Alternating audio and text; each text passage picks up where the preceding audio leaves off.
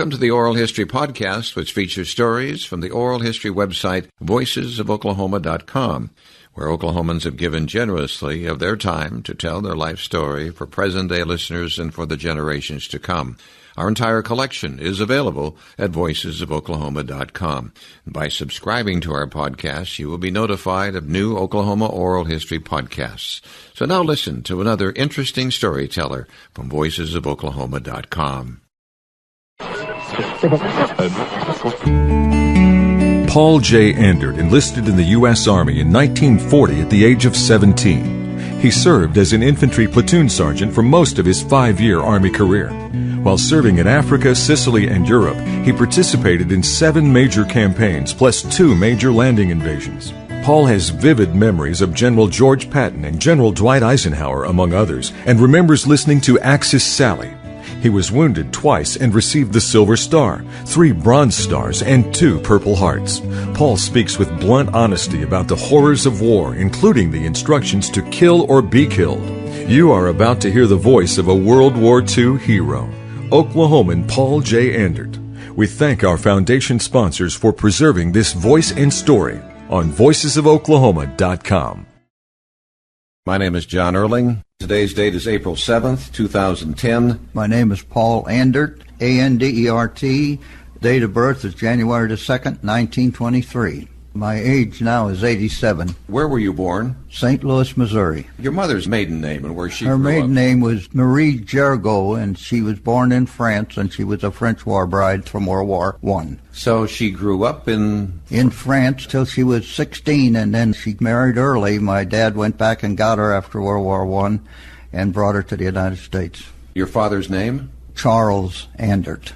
He grew up in St. Louis, Missouri. So your mother came here at the age of... She was only about 17 when they got married. Your father had met her in France? He met her in France during the war. He was over there in World War I. Yep. And what did he do in the war? Well, he was in an engineering outfit. He wasn't wounded, but he was affected in some way because he spent a long time in a veterans hospital later. Did you learn French because you had a French-speaking mother? No, we were so little. Well, we got put in an orphan home, 2 of us. That's another story. She was left with 4 boys, and my dad went to the veterans hospital, and he died in the veterans hospital. She couldn't handle 4 boys by herself and not being able to hardly speak English. So the Catholic Church and the French mothers in St. Louis took over, and the 2 oldest boys, myself and my older brother, went to St. Joseph's Orphan Home in St. Louis and spent our 8 years there in grade school at the St. Joseph's Orphan Home. Were you in touch with your mother then during that period of time? Oh, yes. She was allowed to come visit us once every 2 weeks. My grandfather usually brought her and helped out as much as he could. Did she visit with you regularly over that 8-year period? Yeah, over that 8-year period she came on the visiting days that she could come. Could you go home and stay for holidays? As we got a little older in later grades, we were able to come home for the vacation if somebody could take care of us, and we used to go out to some friends in the country and stay out there with them, with their animals and the cows and all that. So after your 8 years there in the orphanage, were you able to then reconnect with your mother? Did you have a relationship? Yes, my older brother left the orphan home a year before I did, and he went home and he found a job on a dairy and was working. And then I got out of the home, and I came home for a while and went to a vocational school, Hadley Vocational School. You had brothers? How many? I had 3 brothers. My older brother served in the Navy during World War II. The other 2 were too young to serve. How old were you when you left the orphanage? About 13, I believe it was. Then I went to the vocational school. It was called Hadley, and I took up the printing trade. After being there for almost a full term, I was expelled one day because I was supposed to have made a face at some teacher on another floor, which I never knew her even, but they had me turn in my books and everything and go to the principal and have all the teachers write up how I was, and I had a good recommendation because I'd been under none so long that I knew how to behave. So he decided that since the teacher wouldn't apologize, she said she would never apologize to me. He says, well, I'm going to reinstate you anyway, and I said, like hell you will, I quit. So I went home and told my mom I'm out of the high school and I'm going in the Army. That happened when you were 16, 17 years old? Yeah, right. Mm-hmm. So this printing school, you'd been there for 3-4 years. Yeah, 3 years. It was just a little bit short of graduating, but I just was pretty mad after what that gal did. Well, then you enlisted in the Army. Right. In 1940. 40, that's correct. And you were how old? 17. And they did not want to take me because they said, you're too young. And I said, no, I'm 18. And they gave me some papers to take home to my mother to swear to it that I was 18 and I was born in 22 instead of 23, which she did. She signed because there was 4 boys at home then, and we fought all the time, and she had a hell of a time trying to keep us quiet, and I figured that she would do that and I'd get out of there, so they took me. Then you went to basic training. There was no basic training in 1940. You went to the unit that you was assigned to, and you trained in that unit. And it was at Jefferson Barracks in the 6th Infantry. Some corporal would be marching you up and down every day and kicking you in the butt when you got out of step. And it was a lot different than it turned out later. The training camps came later. So Jefferson Barracks, that was just outside St. Louis? That's correct. And then you were attached to 6th Infantry? 6th Infantry, And Company F? Company F, that's correct. A little bit about that early training in a 17-year-old, very young. How did that go? Well, because I was so little, this corporal picked on me all the time. We called him Hogjaw.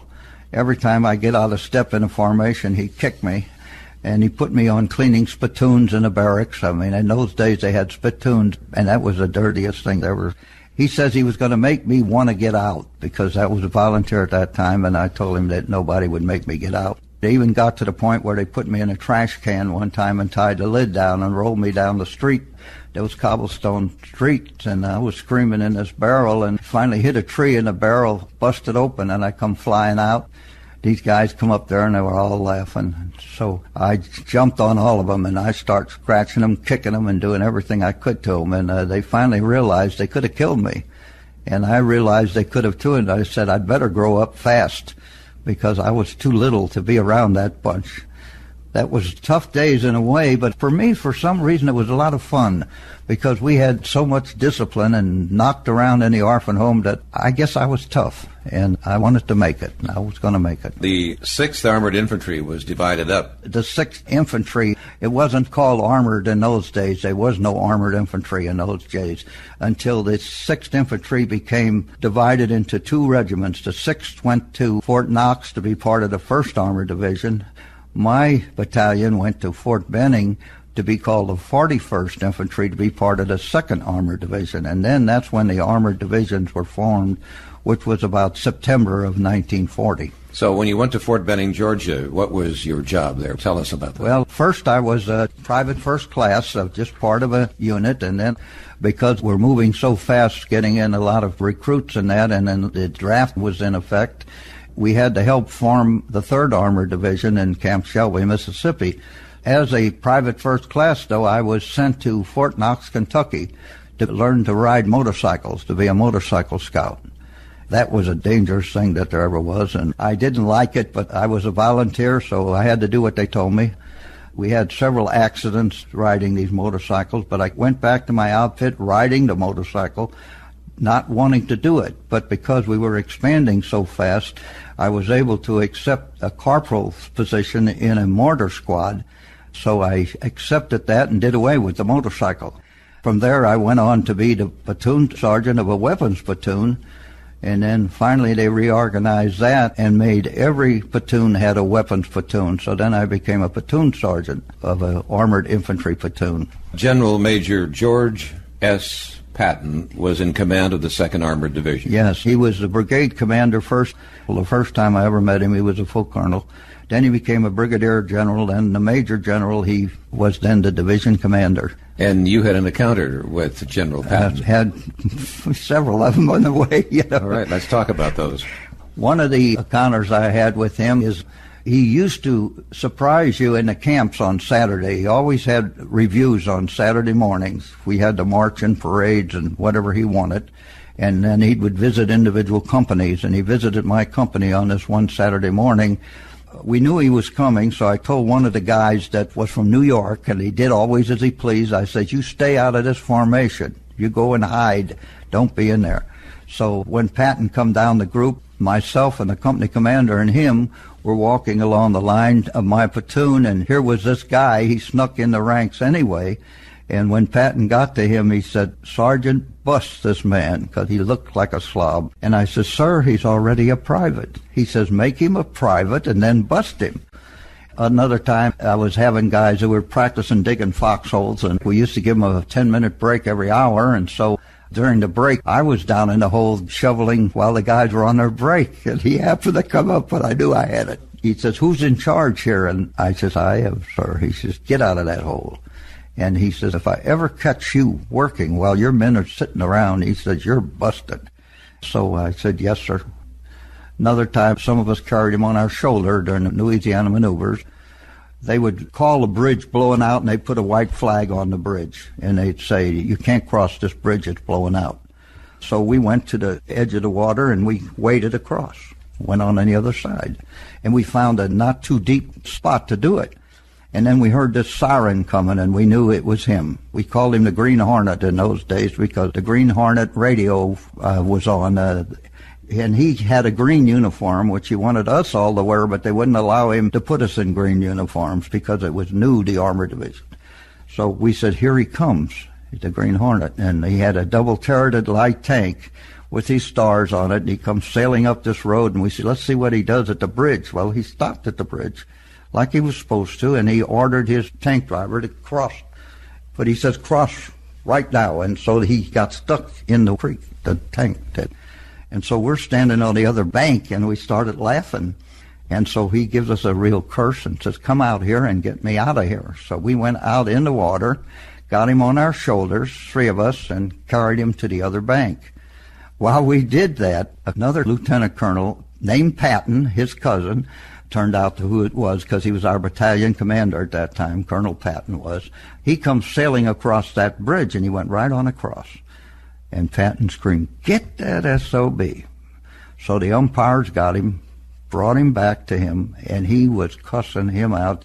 "You're out of this war. You're a casualty." Boy, he just gave it to him. While he was giving it to him, I looked at my guys and I said, "Let's get the hell out of here because we're next to get cussed out." So we left. So he talked about it later on when he reviewed the division. He talked about that deal, about him doing it to his cousin and so forth. Where was that again? During the Louisiana maneuvers in 1941. The Louisiana maneuvers were where? In Louisiana, in the States here. We had maneuvers in Louisiana, then we went to Tennessee for a maneuver, then we went back to Louisiana, and then we went to Carolina. So we had all those maneuvers before we went overseas in 42. Training is what it was all about. Yeah, training right? Maneuvers, yeah. Mm-hmm. General Patton, he was a short man, wasn't he? No, he was a tall man. He was? Oh, yes. He was at least 6'1" or 6'2", yeah. He was a tall man. I got pictures of him. Quite an imposing figure then, wasn't he? Oh, yes, and he made sure he was imposing, too. He was almost always immaculately dressed. Don't remember seeing him looking slovenly at any time, and he demanded that of all these people to be that way. There was an assembly ball where he would speak to the troops? Yes. In fact, I have a picture of that. In 1941, it was the first time he did it. In October 41, he spoke to us as a whole group. He brought all 10,000 together into a boxing bowl and talked to us and tell us how we were going to whip the enemy. And we weren't even in the war yet, October 41.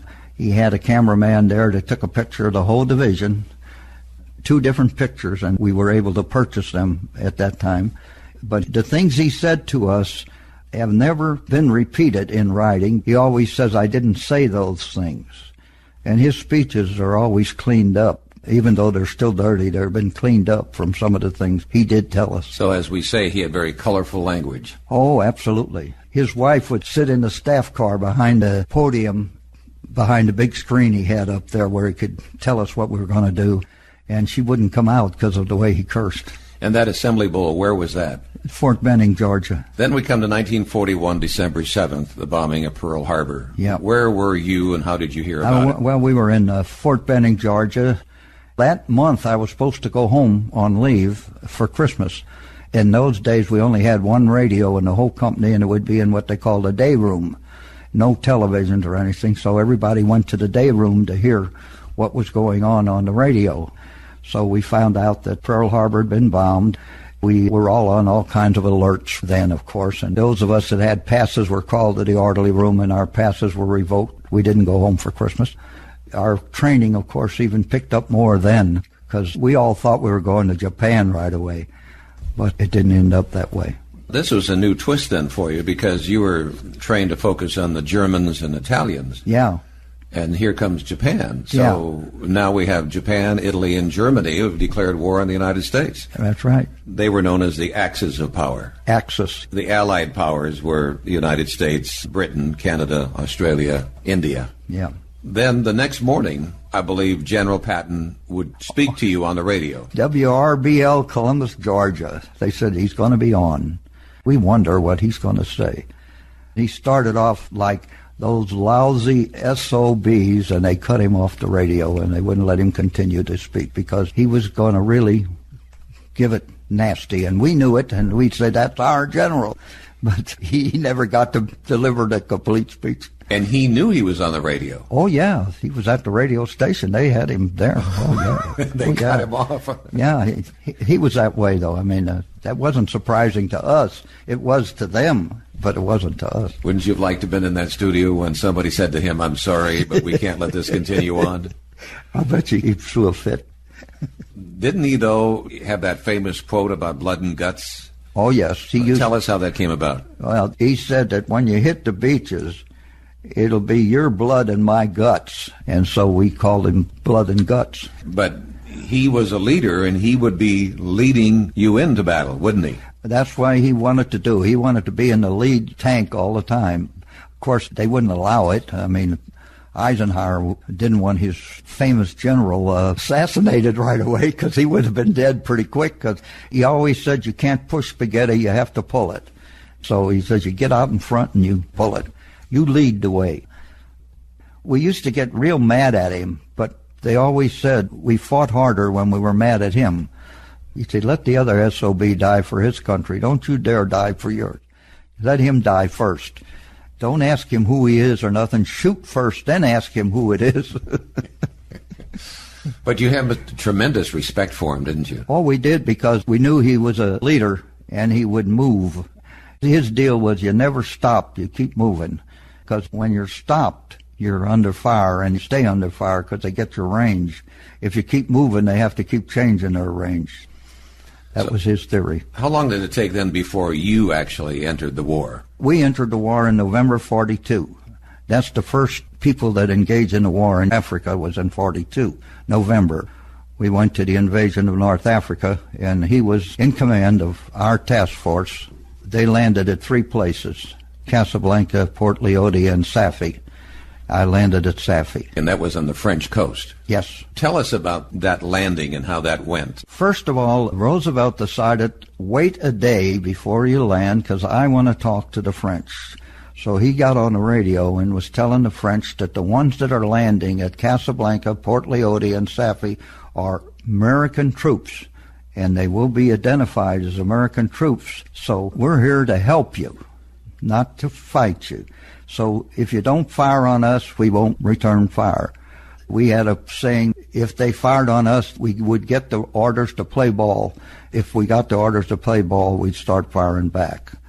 On the day of the invasion, November the 7th, we landed at Safi. There was a French battery there at the coast that fired on our ships and on us. So the World War I Battleship Texas, was with us, and they blew up this French gun emplacement. Our job was to land on the beach and take Safi with a regiment from the 9th Infantry Division assigned with us. We were to take Safi, and then the 2nd Armored, my group, that particular combat team, was to move to the highway coming up from Marrakech, where the French Foreign Legion was. And we were to stop any actions by the French Foreign Legion to interfere with the African invasion. They said they had 21 trucks of Foreign Legion coming up to meet us. We met them at a bridge site just outside of Safi and got into a gun battle with them. What really cut it short is the aircraft carrier Ranger was out there, and they had some fighter planes, of course, on there. We called on the planes. 3 of them came in and strafed the French column and scattered them into the woods and that, and a lot of them turned around and went back to Marrakech and gave up. Somebody listening to this may ask, well, if President Roosevelt told the French that you're not there to harm them, then why were there French shooting at you? Oh, a lot of people didn't understand this, but when you explained that French was then under the Vichy government, the Vichy government was established by Hitler after he defeated them, and the Vichy government had to promise Hitler that they would protect the French fleet to keep it from going to the British, and they would defend North Africa. That was French's commitment to the Germans. So they put up what we called a token fight, because the French did fight us, but they gave up on November the 11th, and we landed on the 7th. So it was like a 4-day deal. We figured it was probably a token deal, because on the 11th we were at Mazagan, and General Harmon, who was our general at that point, notified the French were coming through, and we're going to annihilate you if you put up a fight. And they almost acted like they wanted to put up a fight, but on that morning, November the 11th, they separated and gave up. So you had joined the 41st Armored Infantry? Yeah, which was part of the 2nd Armored Division, yeah. And you moved towards Casablanca? We were moving towards Casablanca. Then after we took Safi, our job was to leave the 9th Infantry there at Safi and to move on up to Casablanca as soon as possible, because Patton was having a bigger fight up there than we were having down where we were. So we headed to Casablanca. You're 18 years old. Yeah. And this is your first time. Yeah. I mean, you had all these maneuvers, that's one thing. Yeah. But then when you finally are into war, what were you thinking? What's going through your mind, and what are you hearing and smelling, and what's going on? First of all, one of the hairy things about the invasion was we had been on the ship for 16 days, I believe it was, or 26 days, from mid-October to November 7th. And we'd been at sea, and there was a storm at sea, so we were all kind of wobbly, and we had to go down rope ladders to get into the lighters to go to shore. And some of the guys fell off the rope ladders and drowned because we had our packs set to where all we had to do was open our arms and the packs would fall off. But they panicked and didn't do that, and they drowned. That was a hairy thing to lose those guys without even fighting. Then when we landed on shore, I definitely remember taking the town of Safi. We were fired on, and I hit the ground, and the first bullet that went past my ear, I said to myself, what the hell are you doing here? You didn't have to be here. You volunteered, you know. But right away it came to me because of all the training we had. The part of the training that helped is a discipline you got as a leader.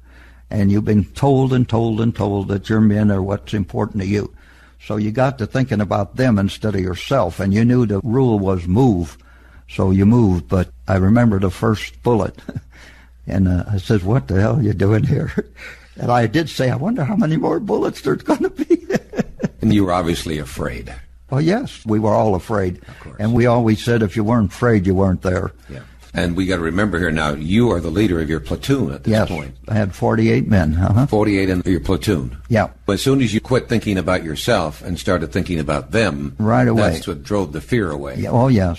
That helped a lot. That's a good lesson for us all to remember. Yeah. The Casablanca Conference in 1943, what was that about? That's when Roosevelt, Churchill, de Gaulle, and Stalin was supposed to meet there too, but he said he was too busy and he didn't come because, first place, he didn't care about us doing Africa, so he wanted us to do Europe. Anyway, we were honor guard there at Casablanca. We saw the whole group. Patton was there too. He was part of the meeting. General de Gaulle and General Giraud, the two French generals who didn't like each other, and Churchill and Roosevelt. And the King of England came along, but he wasn't part of the conference, but he was there to visit. He visited. We saw him. Did Eisenhower come to that? Oh, yes. Eisenhower was there. Clark was there. Eisenhower at that point was our commander, but he wasn't as high up to us, of course, as Roosevelt and Churchill was, to get to see them for the first time. But to see all of them together. Together, yeah. What an amazing moment for you. It was. And then the Sultan of Morocco gave me a badge from his group, his guards riding these big horses and camels. The Sultan of Morocco gave me the regimental badge. Took it off of one of his guys and just pinned it on me. That was just a commemoration thing, you know, but I always cherished that. At that time, then, those VIPs, did any of them inspect the troops? They inspected us by driving past you. Roosevelt sitting up in the Jeep, Churchill in his car, but they didn't stop at that point. Later years they did, but at that point they did not. Did they speak to you? Not at that one, no. Wasn't it at that Casablanca conference that the term unconditional surrender? That's where it came about. Unconditional surrender. Talk to us about what that meant. Well, it was Roosevelt's idea. In fact, Churchill in his book say he was surprised that Roosevelt brought that up and decided on that there would be unconditional surrender, that in no case could they give up to us on a conditional basis. There'd have to be no conditions involved, and it would be all our conditions, and that would be called an unconditional surrender. And even Stalin at that time objected a bit to it, according to Churchill's memoirs. He said, well, that would prolong the war by saying it's unconditional. And in some cases, maybe it did. As you go later years and look at it, it could have prolonged it some, because some of the different units tried to give up, but we wouldn't let them give up. But it had to be the total group, all of them give up or else, because it was unconditional. You were talking about the Germans there. Yeah, the Germans. Some of them wanted to give up. Oh, yeah. But because they hadn't exactly stated we're here for unconditional, then you couldn't take them. We took them as prisoners, but we wouldn't allow a surrender of the troops because it had to be total, all of them. So as history and as you've read history, was that the proper way to declare this unconditional surrender? I don't know whether I agree with that or not. I have to say that today. But I could see why he did it, because of what they were doing to the population, their own people and the Jewish population, what they were doing to them.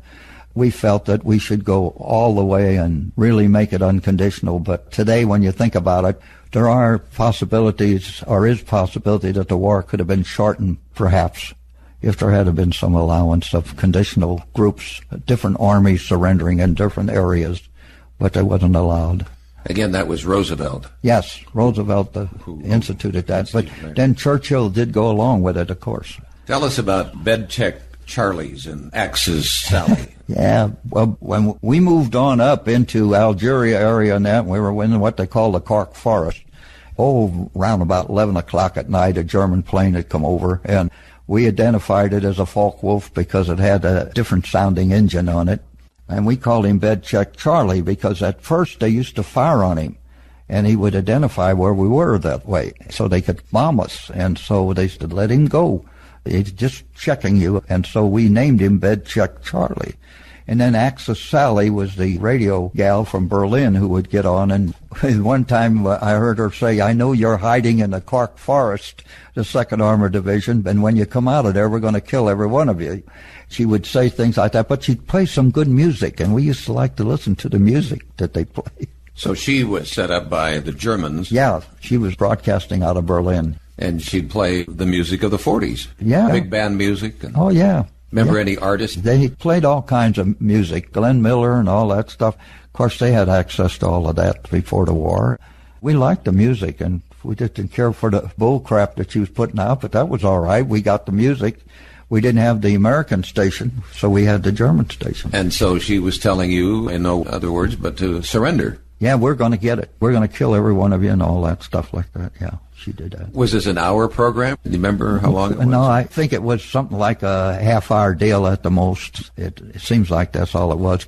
We didn't have it on too long because we had other things we were doing, of course. I'm sure you were. So you moved to the war front in boxcars. Yeah. After the Kasserine Pass incident, they decided to move some of us up there to be temporary replacements and that to reinforce the area up there because the 1st Armored Division had gotten defeated at Kasserine Pass, more or less. So when we say the front, where were you headed to? What part? Tunisian front, Algeria-Tunisian front. They put us in these 40 and 8 boxcars. In other words, 40 men or 8 horses. They just packed us into these boxcars and this little narrow railroad they had there, and we headed up that way. They would bomb the train every once in a while, but we had anti-aircraft units on flat cars, and so every once in a while we'd have to bail out of the train in case it get hit and go into the ditches. In one case, when we went into the ditch under a bridge, there was an Arab woman under there with some other women pregnant, and she was about to have a baby. And so we put the pregnant lady and the other ladies into the boxcar with us to get them to the next town. It turned out that I was the one that had to hold the flashlight while the baby was born in the car, and I'm sitting there first birth I ever saw, and the guys start calling me doctor afterwards. But it was fun in a way because the guys were passing the baby around in the car, just having fun with the baby. At the next town we let them out. They were Arabs, Muslims, I would imagine. We never pay attention to whether Muslims or what in those days. But that was an interesting incident. Was it shortly after she got in the boxcar, the baby? Oh, yeah, within a few hours. And they said, well, Paul, we had everybody turn their back. All the guys in the car turned their back except me. I sit there with the flashlight while they... And so the other ladies... Yeah, they did the delivering. Right. There was two other ladies with her, and they delivered the baby. Explain why you were in Tunisia. General Harmon, who was our division commander, was sent up there with a group of us to sort of reestablish the Kasserine area because Rommel had attacked the 1st Armored Division at the Kasserine Pass, actually defeated them there because they'd lost over 1,000 vehicles and a lot of men. A lot of them gave up and so on and so forth. So we were there to reestablish that area and temporarily assigned to my old 6th Infantry, who was part of the 1st Armored Division then. We stayed up there with them for, I don't know, a month or so, I guess it was. Tell us, General Rommel, who he was. General Rommel was in charge of the Africa Corps. He had gotten ill or something for a while there, and he was sent back to Germany and then came back. But during that time, Montgomery and the British in Libya got on an offensive, and they were pushing the Italians and the Germans towards Tunisia. They were going to use the port of Tunisia to evacuate German troops, and our job was to close in to Tunisia and Montgomery to close in from Libya and get them in a pocket and capture a lot of them or destroy them or whatever. Of course, they were defeated then at the port. Some of them got away, but over 100 and some thousand of the Africa Corps and that gave up. Rommel, of course, went back to Germany. And the thing about it is the Africa Corps wasn't as large as a lot of people think. It was just a few armored divisions under Rommel, but he was an aggressive guy like Patton was. And so he got a lot of press and homage for the leadership he performed. He really showed the Italians how to fight because the Italians claimed that they could clear the Libyan desert and all that, but they couldn't. In the first place, they had old equipment and that, and second place is most of the Italians had a relative in the United States, and some of them really didn't want to fight anyway, fight Americans. They did want to fight the British because they were mad at the British. They tore up some of their fleet in Tunisia, so they were mad at the British for violating the Vichy government's agreement with Hitler, and the British and they didn't get along very good. Were you around General Rommel? Did you see him? No. Fought a lot of the Africa Corps guys, of course, and then a lot of them in Europe, too, who used to be Africa Corps. We got to remind everybody, you're 18 years old here, and you're the leader of your platoon. Yeah. Tell us what you observed as you're coming up to the war front, the sound and the smells and all that go with it. Of course, we had fought the French, but then when we first went up to Kasserine, we were getting involved now with the Germans and with the Italians. As we were approaching the front, the closer you got, the louder the bombardment sound, and then finally, after you hear the bombardment for a while, you get a little closer, you start hearing the small arms fire. And then you see the bodies being brought back, and the German bodies laying there, and Italian bodies. We never covered an enemy's body, but we always covered a friendly body, because that was the rule. You let the enemy be seen so we could say, you got it, buddy. But for our own, we covered them, always. So on the way up there, of course, you would be thinking about, am I going to be like this before it's over? So, did you just have to kind of get fatalistic, say, you know, whatever happens, happens, and I can't worry about that? That's the way it had to be. It had to be whatever's going to happen is going to happen. The guys used to say, well, you're always after us to duck and take cover when you're being fired on and that, and then try to keep moving. And some of the guys used to always holler, how come you're telling us to duck all the time? Because if a bullet's got our name on it, we're going to get it anyway. Which is that's not the bullet we're worried about. It's the one that says, to whom this may concern. That's the one we want you to be aware of, because that one could get you too. So we had that saying. There is some humor in this, isn't there? Well, we had to have humor. Had to have. Oh, my. Tell us then about the first reconnaissance patrol in combat. See, at this time, platoons usually had a lieutenant But we always were short of lieutenants, so I was the platoon sergeant, so I was the leader almost all the time. We had practiced a lot, reconnaissance patrols and that, but we'd never been on an actual one. And when we got up there to work with the 6th Infantry for a while, the battalion commander of the 6th Infantry, I reported to him, and he looked on the map and he says, I want you to go out on a patrol tonight, and I want you to penetrate as far as you can and see if you could tell us what's going on up there, because there's a change of venue going on, and we want to know if you could tell whether the Italians are moving in and the Germans are moving out, or whether it's the other way. That was our job. He says, you'd send a patrol out. So I went back to the platoon, and I'm looking at these guys. I'm saying to myself, hey, if I don't lead this patrol, it ain't going to go, because it's the first one. So I picked 3 other guys to go with me. One of them named Cermak, and he was a cousin of Cermak, who was then the mayor of Chicago, Cermak. He was quite a guy and a good fighter. So 2 of us, we paired, and then the other 2 guys were along as to more or less follow us and to get back if we got knocked out. So we went on, we ran across a German outpost, and we went by it because we were not supposed to penetrate first. So we penetrated past this outpost and got up close enough that we could hear the voices. Actually, we could discern that the Italians were moving in and the Germans were actually withdrawing from that particular position. After we figured out that this was what was going to happen, we had to start back. And the doggone German outpost that was there was in the way then, because we couldn't get around it, and we only had a time limit to get back without being fired on. We looked at each other, the Cermak and I, and we said, well, we got to take this outpost out. We had our trench knives, and that's the only thing we could use. We're supposed to be silent. I looked at the trench knife, and we had just turned in our World War I trench knives because they had brass knuckles and a spike on it. The Geneva Convention said we couldn't use those because they had brass knuckles and a spike, but we could use the knife, but we couldn't use the spike or the knuckles. So we had to turn those in, and then we got new trench knives without brass knuckles or spikes.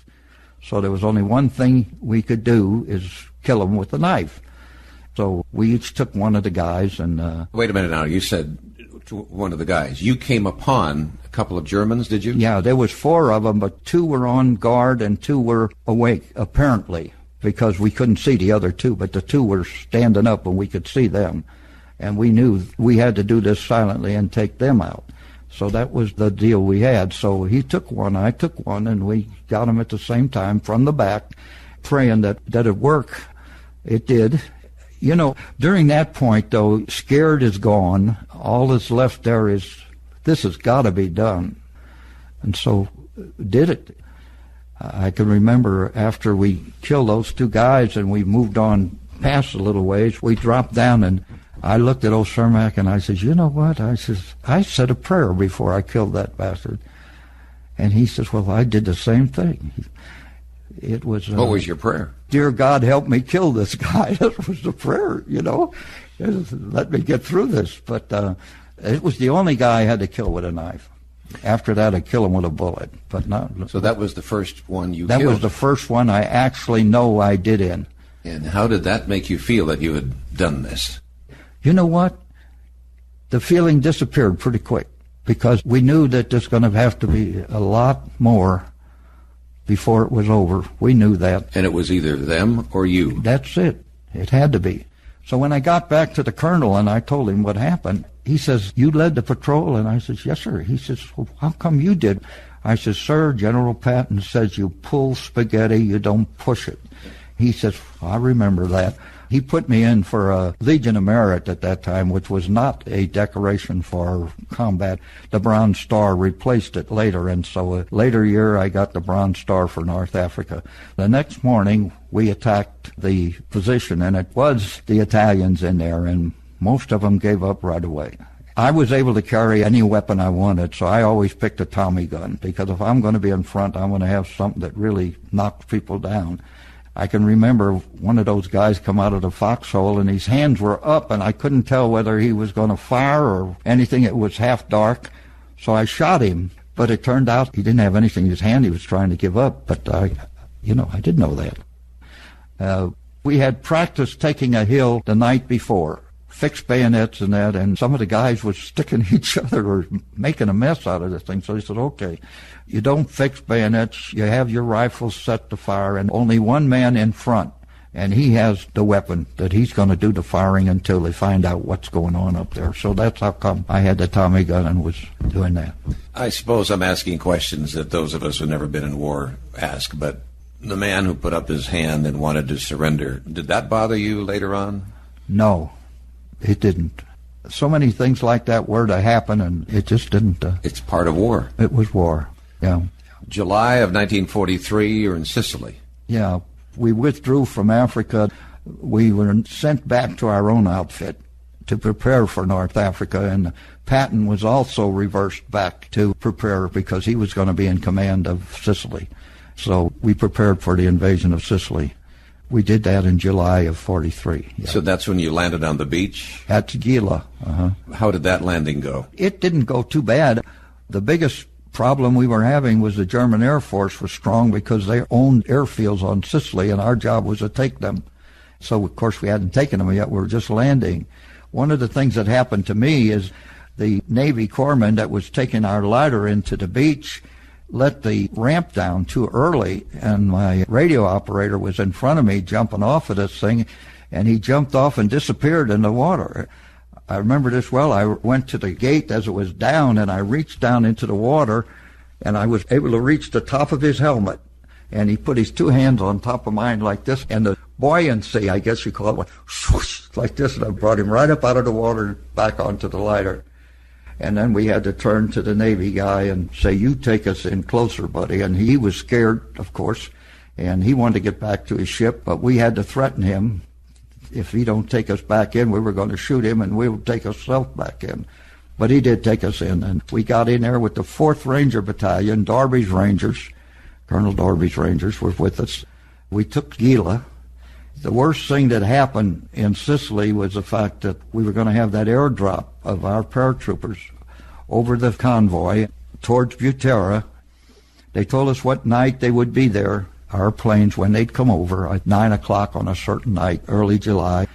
But the Germans were bombing the convoy all the time, so we were worried as what's going to happen, because the convoy had lots of anti-aircraft, and they would be firing all the time. And so we were saying, we hope they'll remember that at a certain time those planes that are coming over are going to be friendly.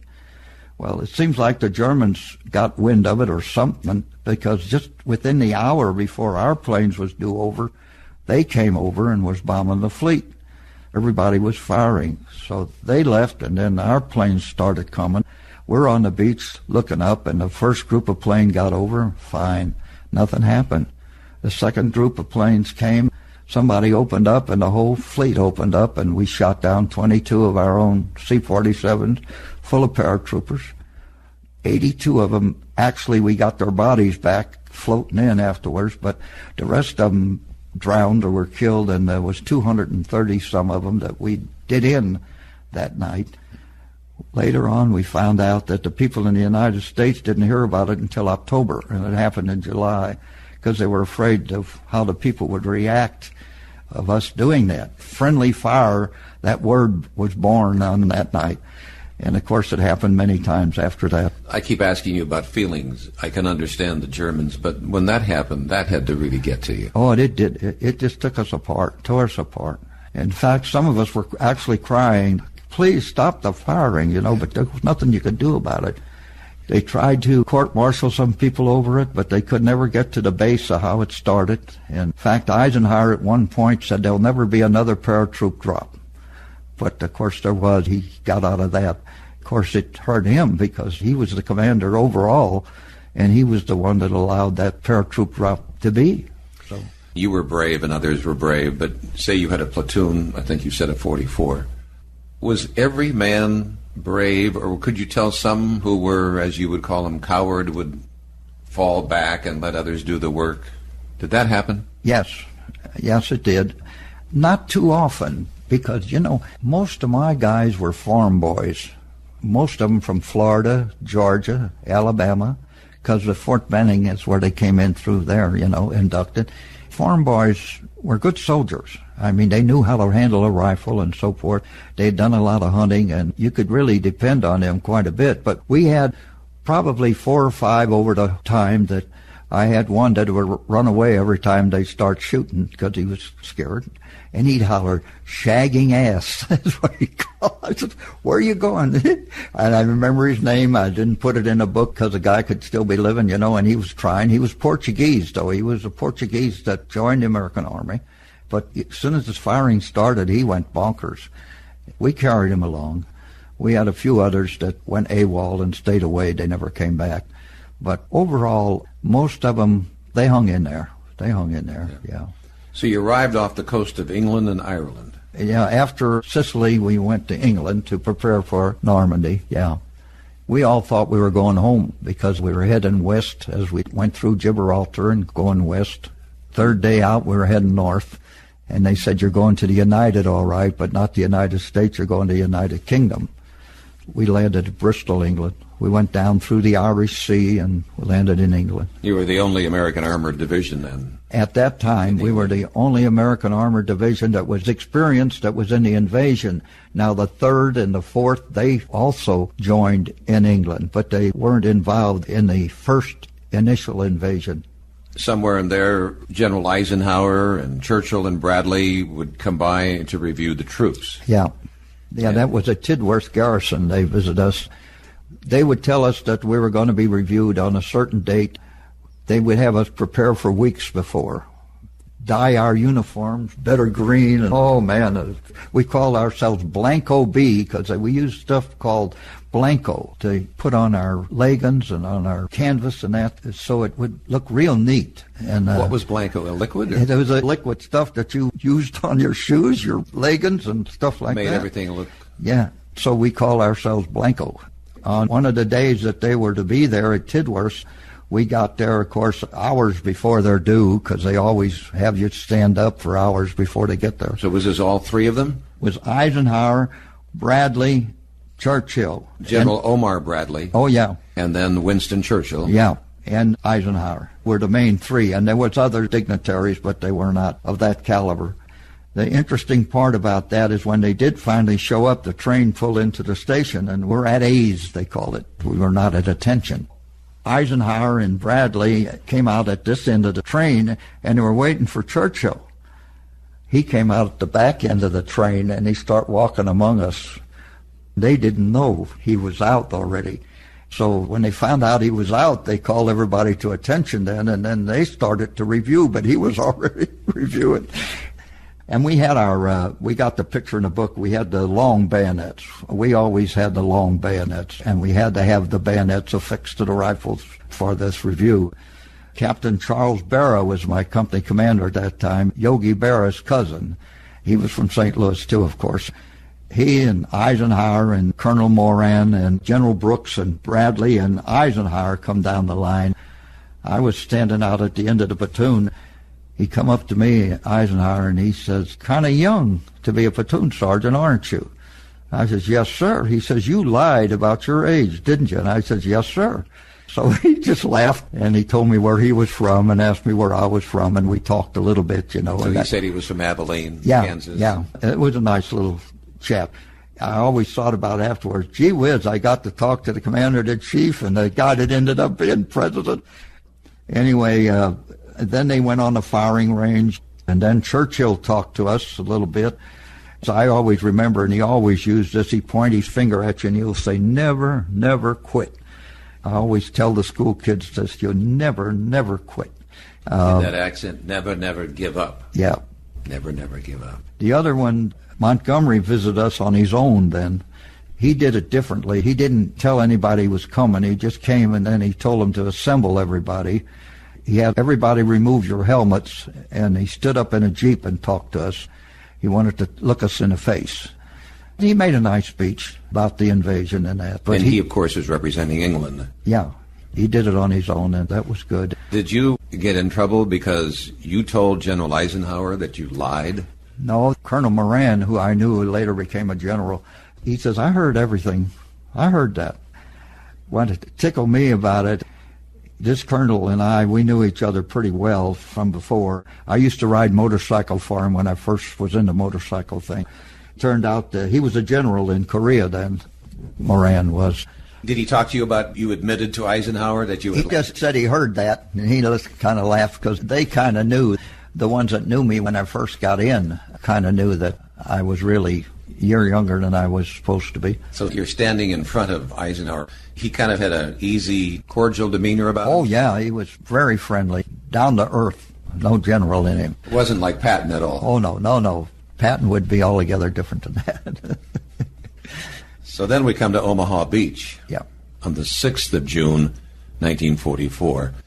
Omaha Beach was one of the main landing points of the Allied invasion of German-occupied France and the Normandy landings, and that beach was located on the coast of Normandy, France, facing the English Channel. The Omaha Beach was the one that the Americans suffered the most. Americans landed on Utah and Omaha, and the British on the other three beaches. Our job at Omaha was to land as armored infantry, so we were to land with the tanks. We had to follow the 29th Infantry Division, which was a new division for battle. We felt for them because we knew that this was going to be tough for that bunch. And the 1st Infantry Division, though, who also moved to England with us, had experience, but they were on our left, and the 29th was right in front of us. They suffered tremendously, the 29th, and I was part of the advance guard that was supposed to land with the 2nd Infantry Division behind the 29th and to find an area to assemble the tanks to get them dewaterized and get them up to the front to help the paratroopers at the Wye River. That was our first job when we landed. With General Rose, we were assigned, who later was killed. General Rose was the advance guard for the division, and then there was some of us assigned to him to find the areas where we could de-waterproof the tanks so they could move, and the infantry to move with them. That was our major job, and when we landed there was still some activity. There wasn't any small arms fire on the beach anymore. It was in a little bit further, but there was casualties all over the place, and one guy was holding on to one of these tank crisscross deals that they had, tank traps. We thought he was dead, but going up to him, he was alive yet, but he was frozen on that thing. We had a heck of a time getting him loose and getting him to the medical station, taking him with us. He was in shock. Yeah, he was. And of course, he wasn't the only one that would have been in shock, but then he's one that we actually had to help. But we did get in and get moving. The Normandy landings happening on the 6th of June. And we went in on the 7th, the next morning, right behind the 29th that had moved in on the 6th. So you saw a lot of the casualties from the Normandy landing on the 6th all over the place. Oh, yeah, absolutely. But that was just the beginning of the casualties, So they faced the brunt as they came in. Then you came in after that. Yeah, there was 6,000 killed on that beach there. And you could hardly keep from stepping on bodies, probably. Yeah, well, and again, we always covered them if we had anything to cover them with. A lot of them carried their pack, and they had a blanket in their pack or a canvas, and we could take that and cover them because we didn't want them exposed. Did it ever make you sick to your stomach? It didn't at that point, I guess, because my outfit was used to seeing some of it in Africa and Sicily, so we were somewhat accustomed to it. But I'm sure that the others, that was the first time for them, really. I'm sure that they were really not in good shape. So then you moved in and you encountered the hedgerow fighting June 12th. That was 6 days later. Tell us about the hedgerow fighting. Well, after we got up to the Wye River, we relieved the paratroopers somewhat and got them some heavier weapons. And we backed to the hedgerows and start fighting in the hedgerows. Tell us what the hedgerows were. I don't know how you explain them. They're just rows of trees, and they were sort of boxed. They were boxed hedgerows, I guess you could call them that. In each hedgerow, there was a gully in a square. And there was thousands of them, or hundreds of them anyway. It was hard to get the Germans out of there because it was hard for tanks to get in there until we developed the tank dozer. One of our guys said, let's put the bulldozer blade in front of a tank and we'll clear those hedgerows out. That's what they end up doing. But in the meantime, infantry mostly went into the hedgerows. And we would be within about 30 feet of the enemy because they'd be over in this next hedgerow or down this other line. And if you went into the hedgerow this way, they could be over here firing up this way and catch you on the flank. So you had to be careful of the whole square there that you were in. I can remember every squad I had a Springfield rifle with a telescope on it, or a sniper rifle, if you want to call it that. I was using one of them in the hedgerow with the telescope to look at the other hedgerow across from me. As I was scanning this line of hedges, I spotted a sniper in a tree aiming right between my eyes, and I dropped. Everybody else saw me drop, they dropped, and that bullet comes like this, you know. And I had a mortar squad. Every platoon had a mortar squad in the Armored Infantry. So I called on the mortars to take care of those bushes over there, and he got them. In fact, we even blew some women out of there, women snipers, French women snipers, against us who were girlfriends of the Germans. See, the Germans had been there. Look at how long. They'd been there from 39 to 44. So some of them gals took up with the Germans. We killed some of them, and then the others we turned over to the French, and the French would shave their heads, take all their hair off, and they had to go that way in the town all the time to be signified as traitors. And that hurt them more than anything else, to have to do that. These women wanted to be around German soldiers? Oh, yeah, sure. Sex is sex eventually, I guess. I mean, that's the way they looked at it. They got to being real friendly with these Germans. So the Germans were fighting, and then they had their girlfriends right with them? In those cases where they joined them to be snipers, yeah. Americans never get to do anything like that. No.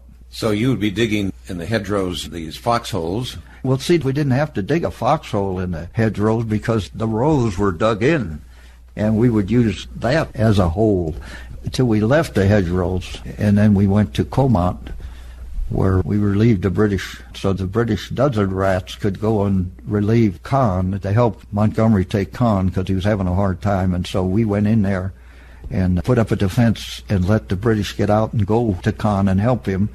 So we were in the British sector for a little while at Comont. Some interesting things happened there, of course. When we relieved the British, again, I was sort of a scout.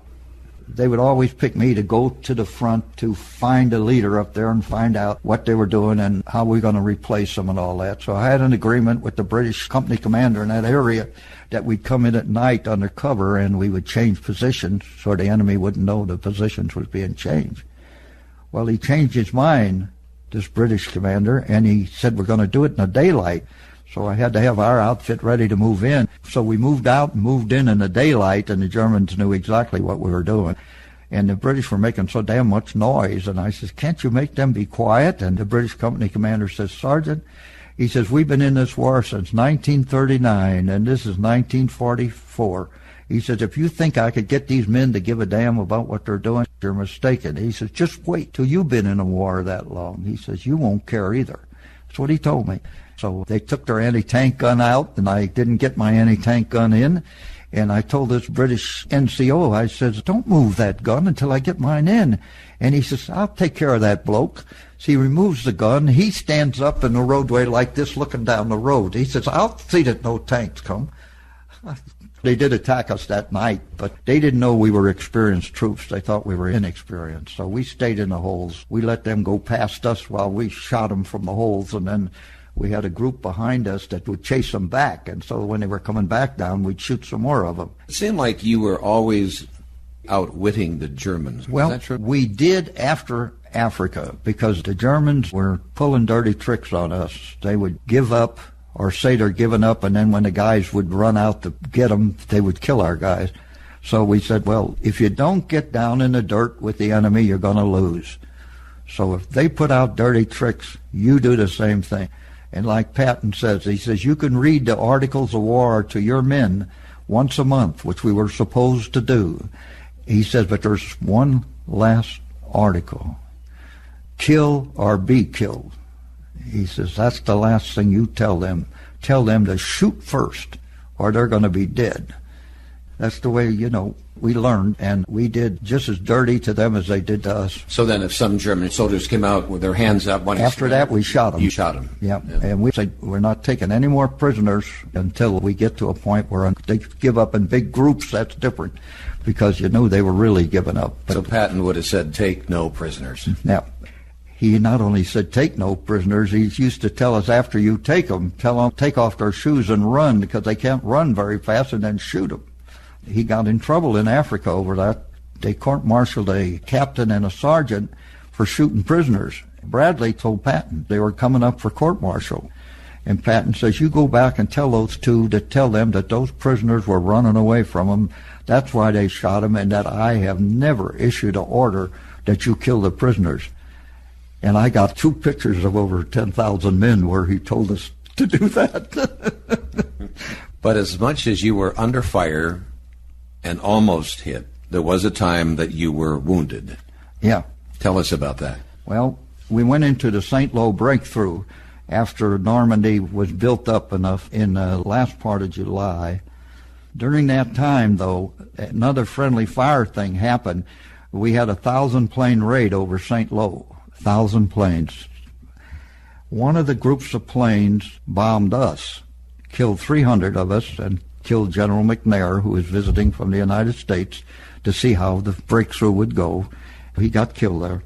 That was friendly fire. They made a mistake. I met with the 8th Air Force guys here in Tulsa, the ones that are from there, not long ago at Furr's Cafeteria. A couple of guys were in that group, and they said when we got back to England and we were told that we knocked out a bunch of our own guys in that, he says, those guys sat up and cried all night. It was tough. It was tough. So anyway, during that time, then, just before I got wounded, we were told to put on camouflage suits in the Sicily forest. What happened, somebody woke up and say, hey, the Germans wear camouflage suits, so take them off. So the units changed out of the camouflage suits, except us, because 2nd Armored, we were moving already. Couldn't change. So we went through St. Lo and on down, and we were fired on by British aircraft. We were fired on by the 29th Division and some of our own artillery, because we were in camouflage, and they thought we were Germans. 3 British fighter planes attacked my column that I was in. The first plane came down and he started firing, and one of his rockets went right in front of my driver and killed him, the half-track driver. I'm standing up on this ring mount 50 caliber, and of course I'm not shooting because I know that's a friendly aircraft. So we threw yellow smoke out, which meant friendly troops. So as the second plane turned around and started to come down, he saw the smoke. He changed right away and he started going like this, which meant recognition. So they quit. That happened on the way down as we're going through Notre Dame, and there's some stuff in the book about Notre Dame Senile, what we did there, where we chased a reporter away. We had a guy from Time magazine. I think his name was Lindsay. I can't remember. He was pretty famous in those days. He come up with a camera. First time I had seen a reporter. We were at Pont Brocard, and we were about to be attacked. I says, what are you doing here? He says, I want to take some pictures. I says, what you do is put that camera down and pick up that gun there, and you help us. You're an American. He says, oh, I want to take some pictures. I says, get the hell out of here. So he left. After the battle we had there at Pont Brocard, which is described in the book, General Brooks came up with our division commander. The cameraman reported back to the division and told the general that I chased him away. So General Brooks come up. He says, are you the sergeant that chased that reporter off?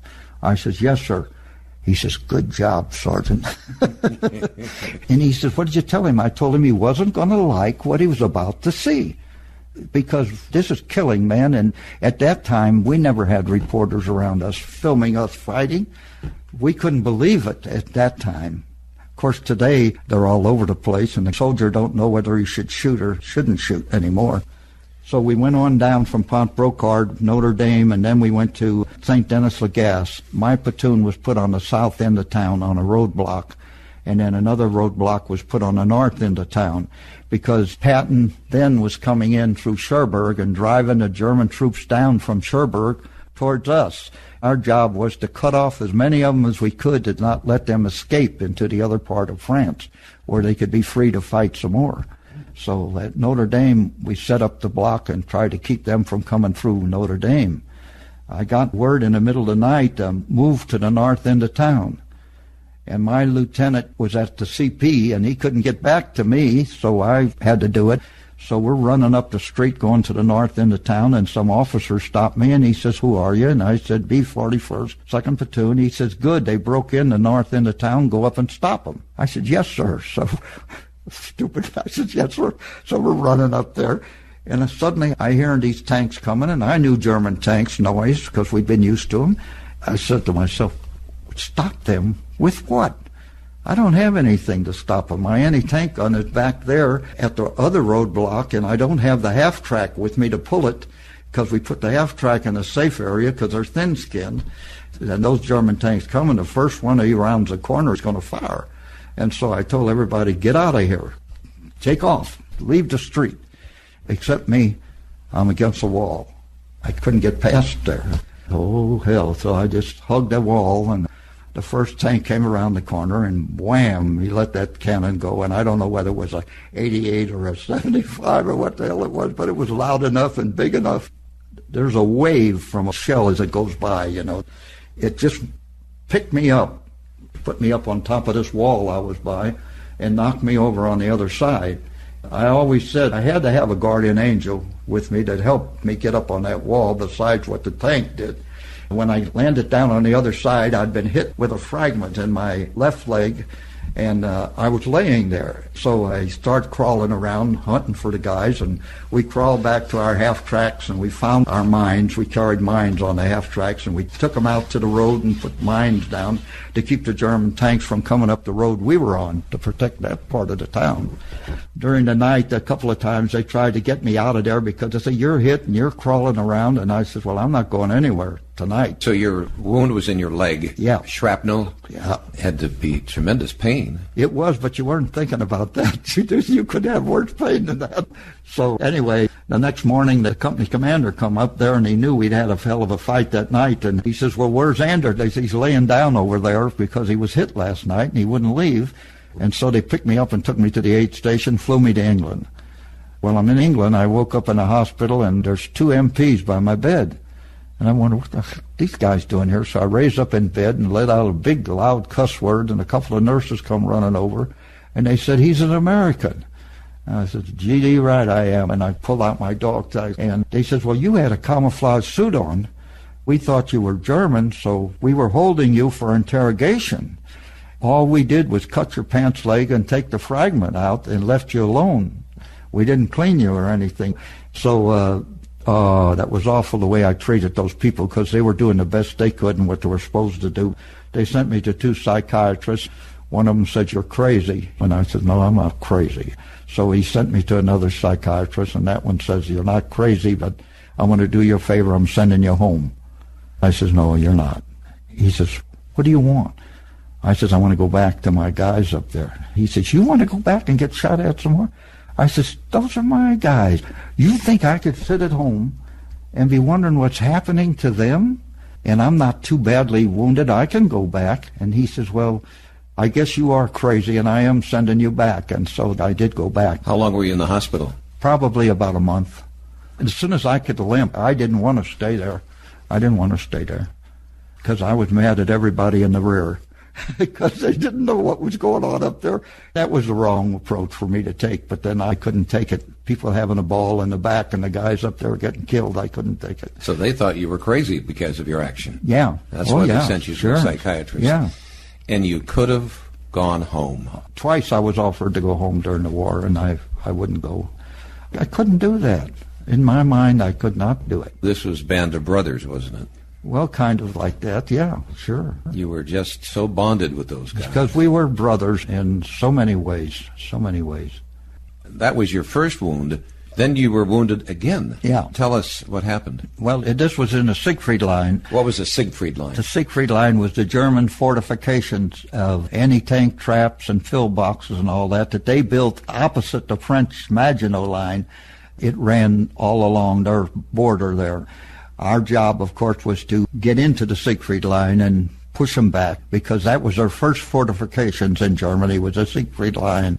The thing about that, I always like to explain if I get the opportunity, is we went into a town to attack it, and it was thunderstorm, artillery fire from both sides, small arms fire, all of this going on at the same time while we're moving up.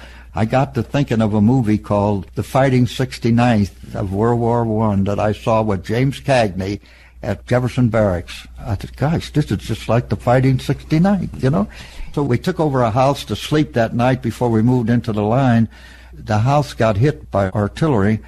The basement of this house was above ground, and we didn't notice that. So I'm sitting in the corner of the basement, and a shell hit the corner of the basement right above my head and bust a barrel of sauerkraut that was right next to me and just flooded me with sauerkraut. Stinking man. So here I am, flooded with sauerkraut. Then we go into the Siegfried Line, and while we're in the Battle of Siegfried Line, my lieutenant gets hit in the temple, and his blood just splatters all over me. The first thing I thought of, you got to stop the bleeding. It had been raining for 16 days, so I reached down, I picked up the mud, and I slapped it on his brain and stopped the bleeding. Months later, he wrote me a letter. His name was Woodbury. He was part of the Woodbury family, Woodbury soap family. He was a good man, and he said that they said that whoever slapped that mud on him saved his life, if not his eyesight. And so I told the guys, if there's mud around, stop the bleeding, use the mud. So I had the blood and the sauerkraut and was out on patrol, and some guys went crazy during this bombarding constantly all night long. A couple of them started beating their heads in with their helmets. When the stuff stopped a little while, I was able to get a couple of them back to the aid station, and when I got them back there, they said, take them back. They can't get combat fatigue. And I said, what the hell are you talking about? And they said, well, only an officer can get combat fatigue. That really made me mad, and I said, they're staying right here. So I went back to the company, and I reported to the first sergeant, and he says, did you get the replacements I sent up? I said, when did you send them? He says, last night.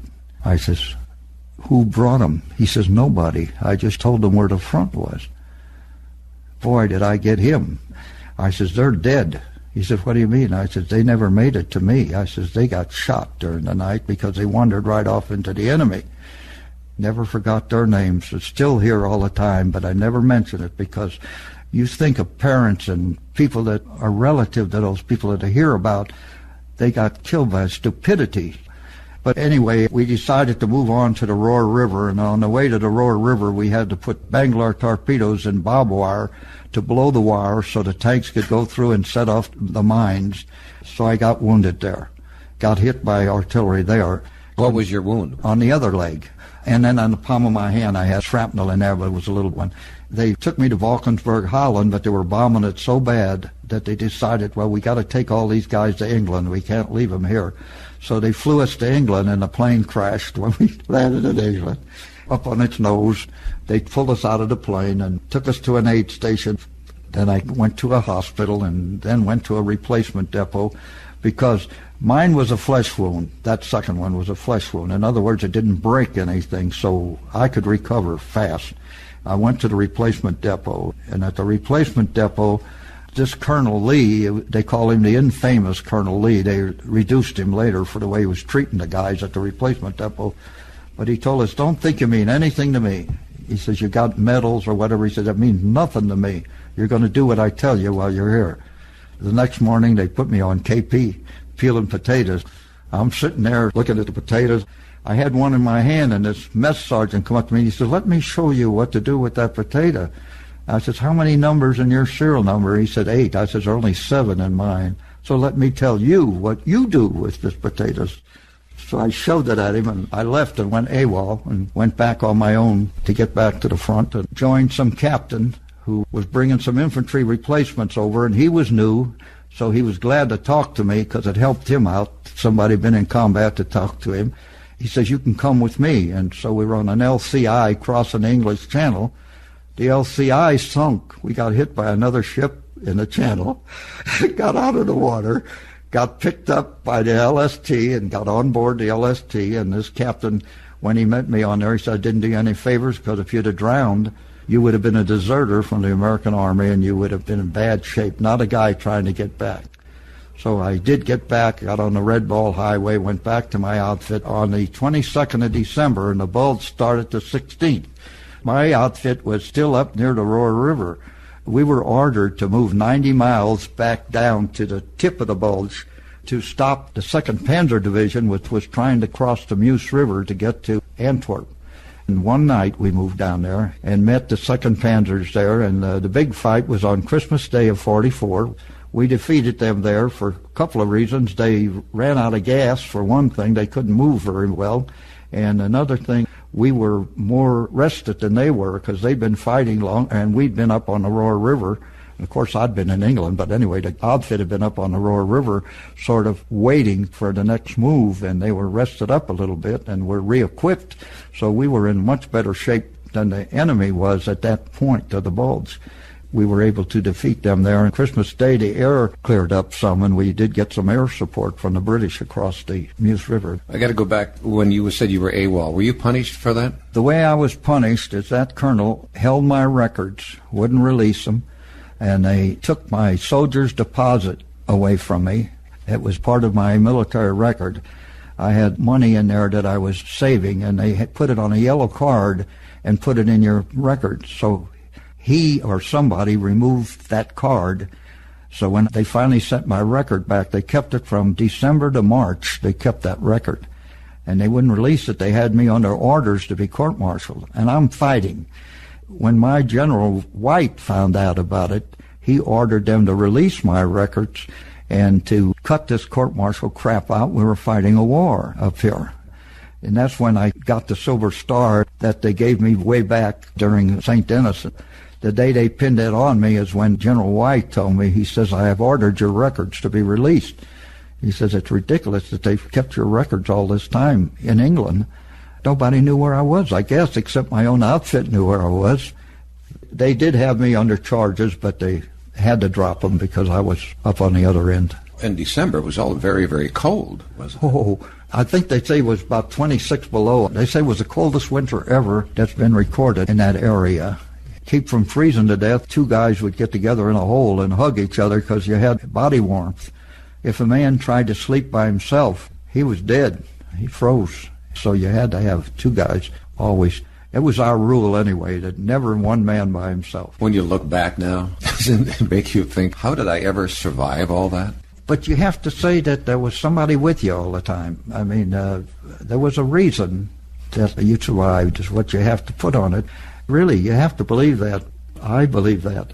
There was so many times, I counted personally that I knew of, there was over 17 times that I should have died during this period.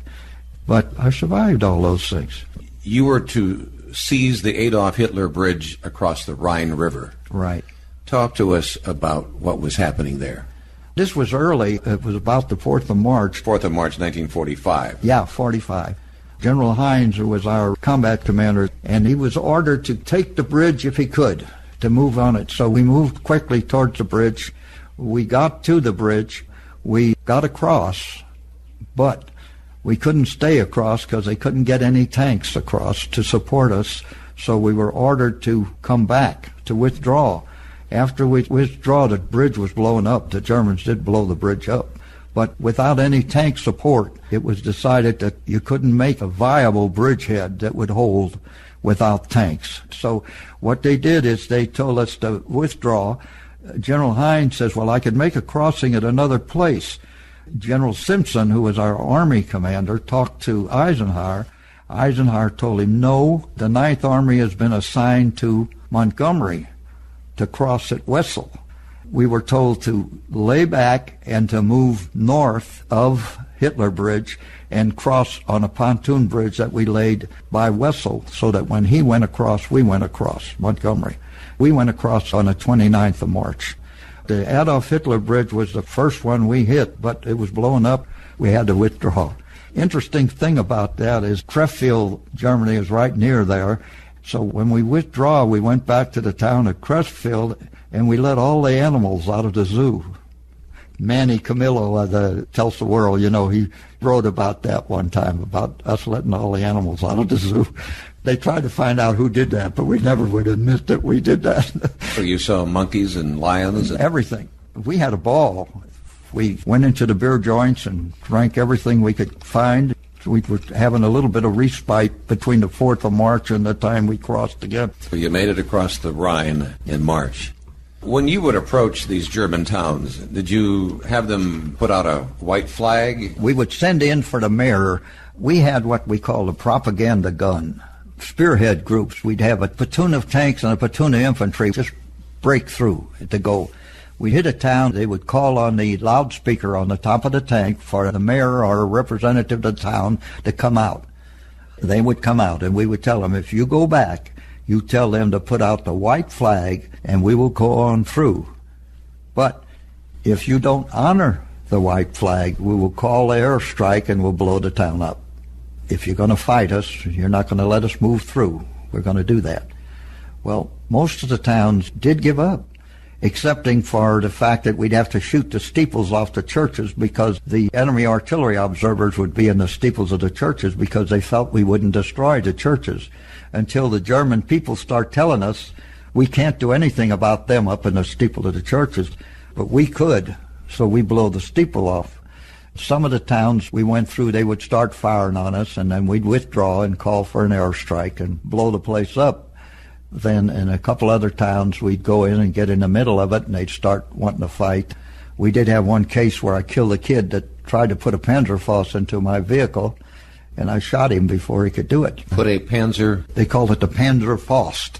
It was a grenade at the end of a tube that they could carry and just point it and fire it, and it would blow up anything. So he tried to put that in your... Yeah, he was coming towards the vehicle. Several times I had him stop. He didn't, so I shot him, and the mayor of the town told me, he says he was a Hitler Youth, and he was going to do you in, and so you had to do what you had to do. We went into another town where they fought us, and when we finally ended up, the mayor that did give up to us, we found him hung. They hanged him because he gave up to us. The German troops there hanged him. The mayor of the town was the mayor hanged. of the town, of their own town, they hung him because he was going to give up to save his town. You would go into their homes? Take over the house, yeah. Maybe you saw pictures of Hitler on the wall? Oh, yeah, we throw them out the window. We take the pictures off the wall and tell the people to leave. They'd ask us what did they do. We'd say, well, you just go find a place to live, and when we're gone, you could come back. So we'd take them over and take the food and whatever we wanted. And sometimes a German woman would stay there and cook for us and be friendly. Would you stay for 24 hours? Oh, yeah, we'd stay there sometimes. Hardly ever more than a day because we were always ordered to keep moving. So we didn't stay very long. In one town there, we shot up a cuckoo clock. What was the story of that, the cuckoo clock? The school kids love this story. When the teachers hear about it, they want to make sure I tell the kids about it. We were into this town, and we're all sitting at the kitchen table, which our favorite spot was the kitchen table in any of these homes. We drink our schnapps, tell jokes, and have fun. We had this one guy. He was standing over here, and he's looking at this cuckoo clock, cussing it. I told everybody, let's just be real quiet and see what he does. And he kept inching over to that cuckoo clock. And finally, one time when it come out, he grabbed the bird, pulled it out of the clock, threw it on the floor, and he pulled out his sidearm and he shot it. And he said, damn Nazi bird. And we just died laughing. And we wondered what those people thought when they came home and their cuckoo bird was splattered all over the floor. Near the end of the war, didn't the Germans round up people and put them in buildings and burn the buildings? Yep, because we were a breakthrough. They didn't know where we were a lot of times, the Germans. They didn't know how fast we were moving because there was breakthroughs, several of them all going at one time. The foot troops would follow. Our job, if we met resistance, to go around it and keep going to the rear, to shoot up the rail yards, the rail stations and all that stuff, the airports. They also told us you come into a town and you see a fire, you go to the fire directly, immediately, because they would put political prisoners, Jewish Holocaust victims that they were moving to another spot, and the animals, they put them all in a barn, lock it up and set it on fire with these people in there. Our job was to get to the barn and get them out. This one particular town, we got to the barn and we got them out. People are running in every direction. We had a duck and a rabbit that we got drunk once in a while and had fun with them.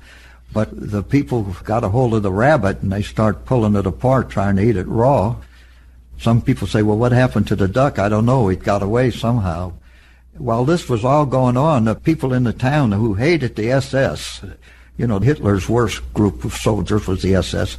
Under Himmler, they were the ones that were doing a lot of this dirty work. They told us that there was an SS officer hiding in one of the barns, and so we got him out. He comes strutting out of there and he says, I'm a colonel in the SS and I demand to be treated according to the Geneva Convention.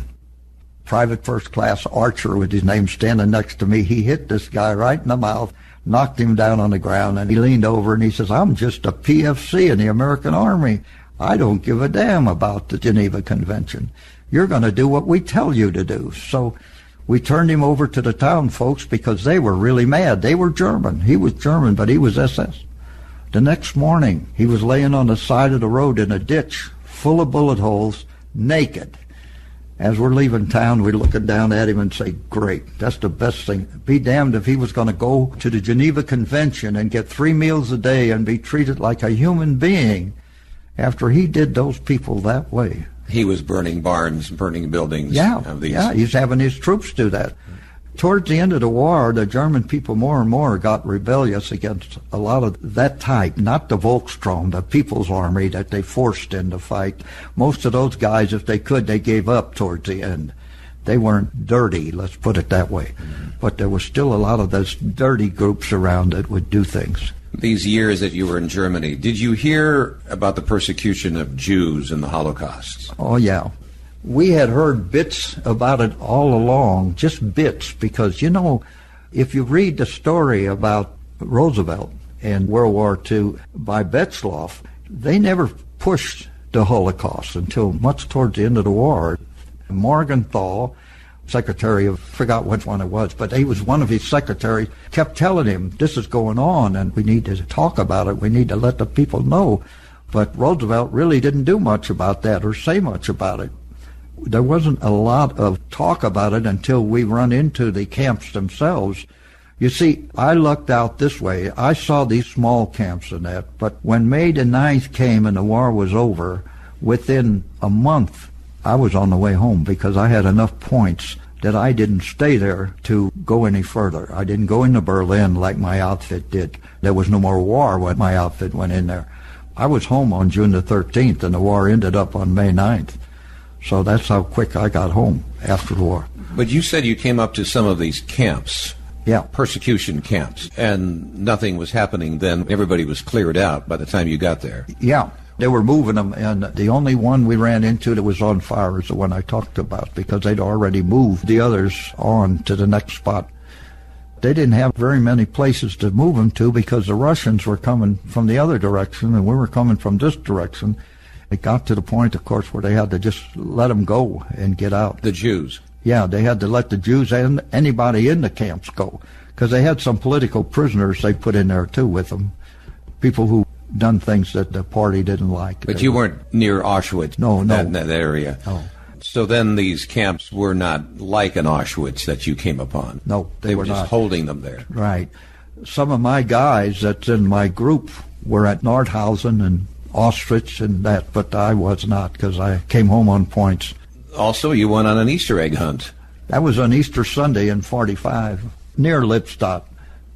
I was out on a separate patrol with my guys on a roadblock at some town, and we were told, pick up and go and join the forces at Lippstadt.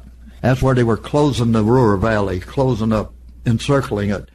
On the way there was a German house up the road. We needed a break, so I told the platoon, let's go up there, see what's up there.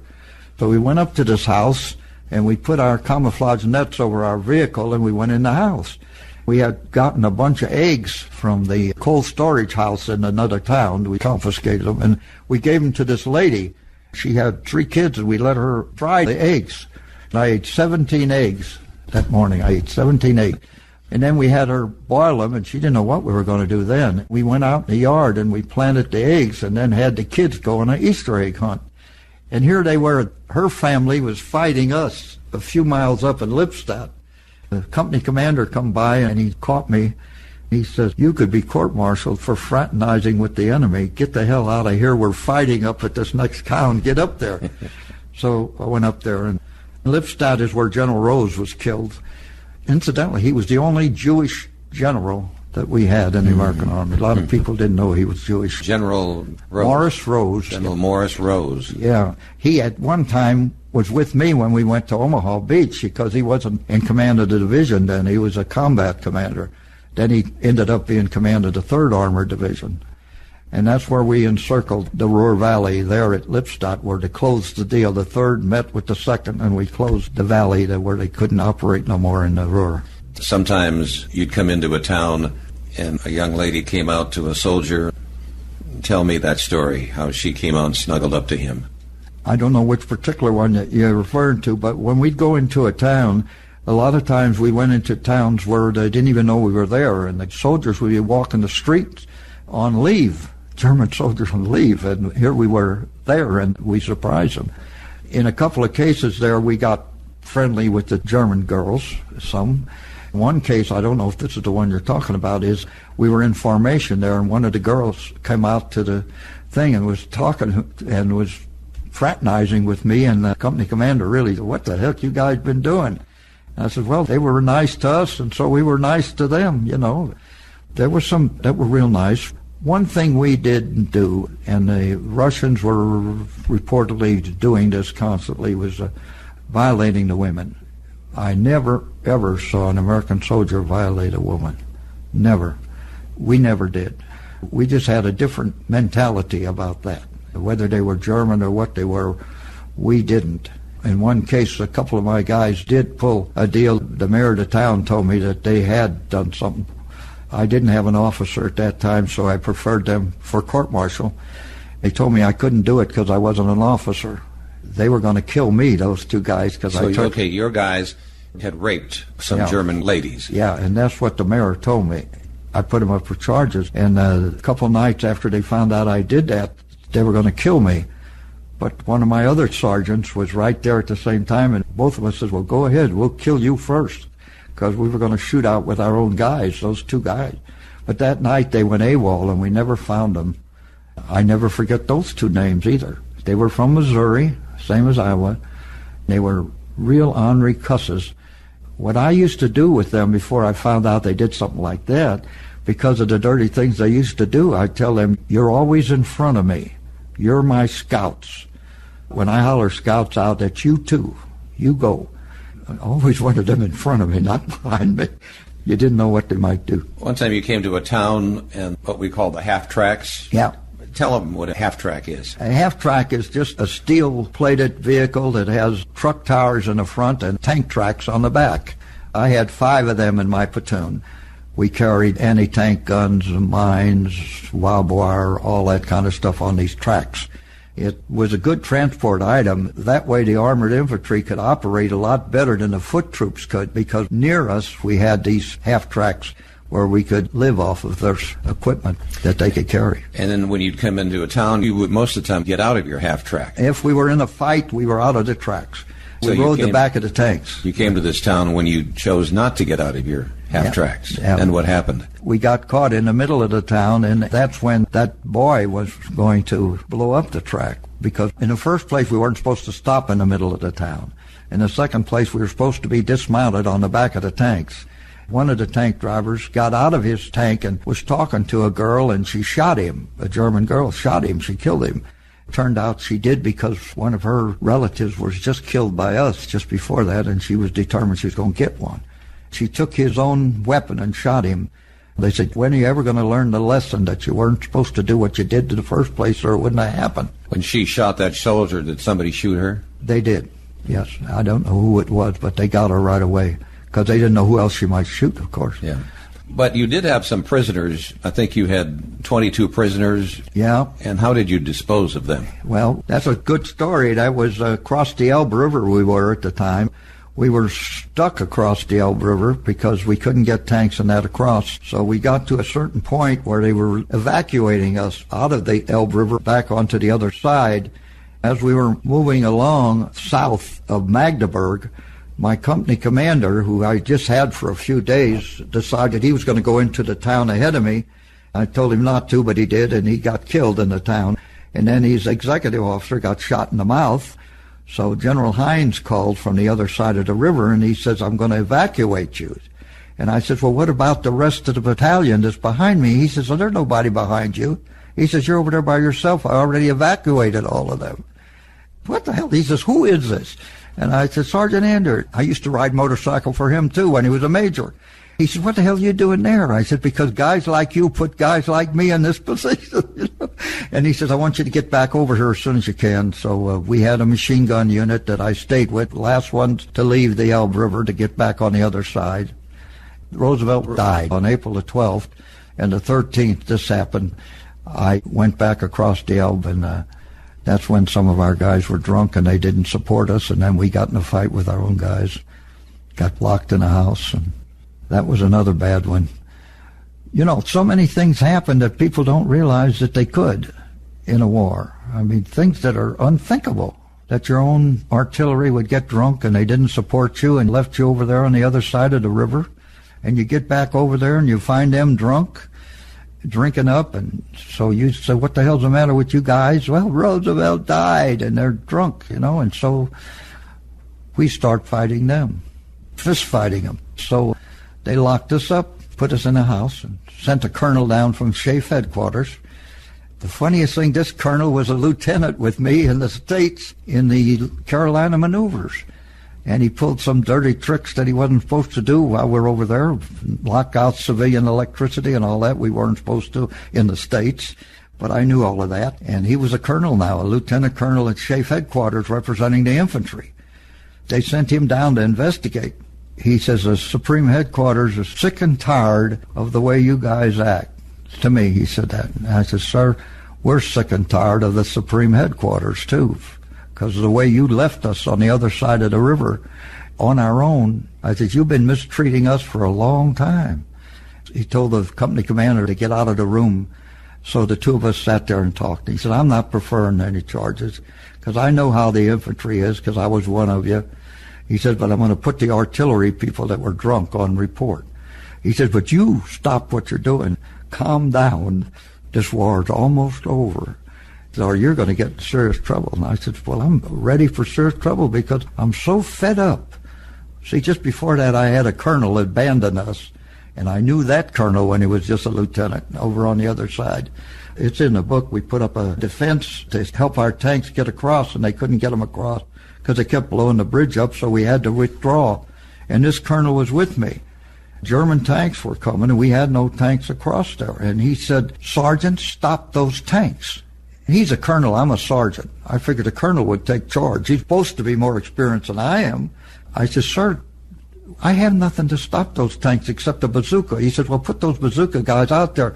I said, as soon as they fire a bazooka, if there's more than one tank, they're dead, because the other tank would see where the shot came from and he'd blow those guys up. He says, stop those tanks. And he took off with his staff running to the rear. I waited till he got out of sight, and I says, let's go. And so we withdrew too, because we'd have been all dead. When we got back towards the river there, he called me into a meeting and he says, I'm ashamed of you. I said, well, what are you ashamed of? He says, you ran. I says, sir, I ran after you ran. And his staff and people are sitting all around him, and they're going like this because they knew they ran. So he changed the subject, but it's in the book that he lost his battalion. It's in my 2nd Armored history. Colonel Anderson, he lost his battalion, he said. So that's why I was so upset. You get to the point where it seemed like nobody gave a damn where you were or what you did. Finally got to that point. Before you left there, though, you were going to have a piece of memorabilia like a helmet. Oh, yeah. Yeah, that was in the Killenbrüder forest. One German group was hidden out there. They wanted to fight, and they wouldn't leave, so they told us to clear the forest. While we were in the forest, this one guy jumped at me, and I didn't look to see if he had a weapon or what he was going to do. I just shot him. His helmet flew off, and I looked at that helmet, and I knew this is about the last battle of the war. I always wanted a German helmet. That's going to be mine. So I took that helmet. But my left-handed baseball pitcher, that was one of my squad leaders, got killed there. He would always drink, and he'd stand up on the back of the tank and he'd sing, I eat when I'm hungry and I drink when I'm dry, and if a tree don't fall on me, I'll live till I die. And he was singing that, they told me, and he got it right between the eyes. Wow. There he was laying on the side of the road. He was covered up and I could see his feet. And I says, that's McRae. And they said, yep, that is McRae. And it was the last battle we had. So did you bring that helmet home? Oh, yeah. My grandson's got it now. I promised it to him. I mailed it to him recently. I got pictures of it, and I used to have it to show, but I'm starting to get rid of all that stuff. So the end of the war was May? They say 7th, 9th. Those 2 days is when the different treaties were signed, or whatever you want to call them. 7th, 8th, and 9th. Yeah. When you knew that the war was over, there was a celebration time then, wasn't there? We were told that it's all over. We were at a town, I think it was called Lingate, if I remember rightly. But anyway, a bunch of us started to celebrate, and we had a brand new company commander. We were getting new commanders all the time because they were getting sent off, or they run off, or they got shot or something. So we went and got this company commander, and we drug him out of his bed and threw him out in a city street. The first sergeants right around behind us hollering, "You can't do this, you can't do this." Yeah, we can. Anyway, he was a good-natured guy. I mean, he was a brand-new first lieutenant, and he didn't know anything, and he knew what we'd been through and that we had to celebrate. So he took it great.